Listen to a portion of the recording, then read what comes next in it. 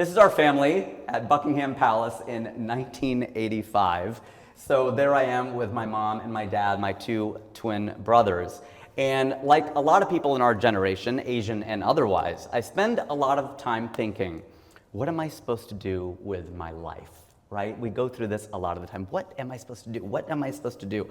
And my mom said to me once, that is a huge privilege. You kids have a huge privilege. She said, we got to this country and we were focused on keeping our heads down and doing what we had to do. We were focused on our current meal, our current day of work, our current child, not the next of anything. And isn't this just an embodiment of what they say of staying in the moment? This is what they were forced to do. So since we started way up there on Maslow, it may be harder for us to find this happiness. But here is the but of our parents' generation.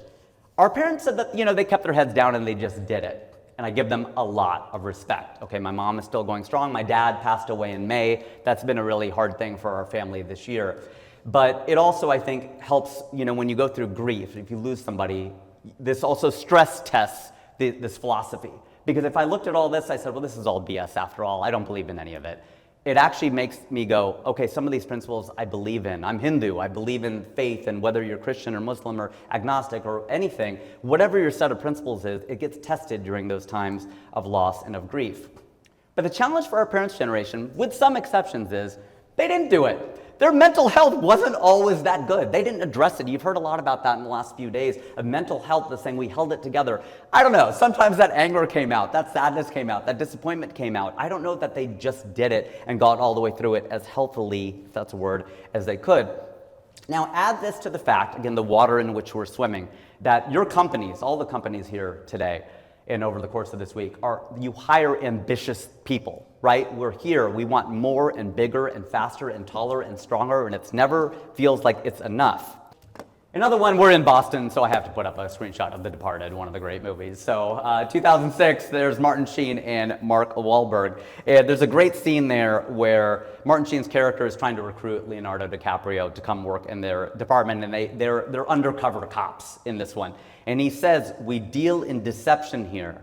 What we do not deal with is self-deception. That always has stayed with me. I thought that was really great. It's important to reduce the conflict between perception, especially self-perception, and reality. Because all week, I've had people ask me, why did you leave? How did you do it? You left Procter & Gamble, you became a comedian. I said, come to my session, I will answer this question, okay? I've also already partially answered it by saying that I turned 30 and I flipped out and I'm like, oh my God, it's really freaking me out that I'm still doing what I want. I'm not doing what I really wanted to do with my life because I love my job. I have a lot of people ask me all the time, did you hate being an engineer? Did you hate working at Procter & Gamble? I'm like, no. I liked it a lot. That's what made this decision even harder. If I hated it, it would have been easy.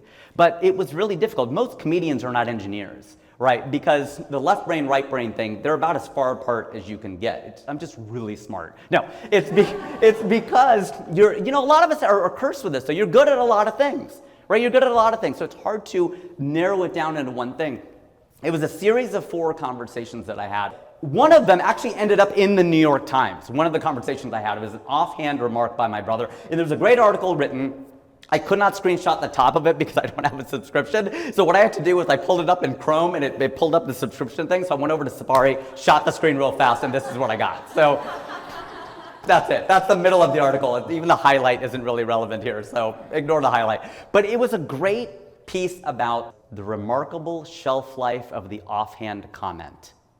I loved that concept. Somebody says something to you completely offhand and it just destroys your life. You can't believe that a person just said that to you, and it was just like such a crazy thing.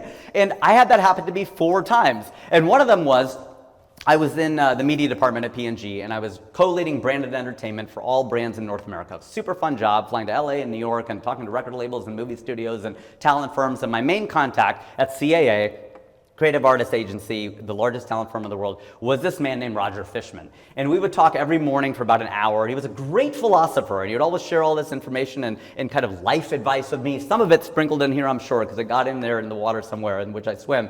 And I said to him offhand, it was in the morning, we had these hour-long conversations, and he just goes, he's saying something, and I go, well, because I'm a wild and crazy guy. And he goes, yeah, 30 years in Ohio, 6 years at Procter & Gamble, you are so wild and crazy. Silence. And he goes, hello? I was a buyer, he was a seller. I go, I cannot believe you just said that to me. And he goes, look, Rajiv, here's the thing. You've been at the same company in the same state in which you were born. Your values right now are completely misaligned. He goes, if you're going to retire at Procter & Gamble, just admit that your values are security and stability, and that is what 99% of the world wants. There's nothing wrong with that. But if you're going to tell yourself you're wild and crazy, then go do something wild and crazy. Quit your job, pack your bags, move to the West Coast, and be a stand-up comic, because that would be wild and crazy. And I'm not saying you need to do that, but you need to get your values in alignment. That was really tough. That was a really tough conversation to hear, but he was right. It really, really, really hurt because it's so important to define ourselves accurately.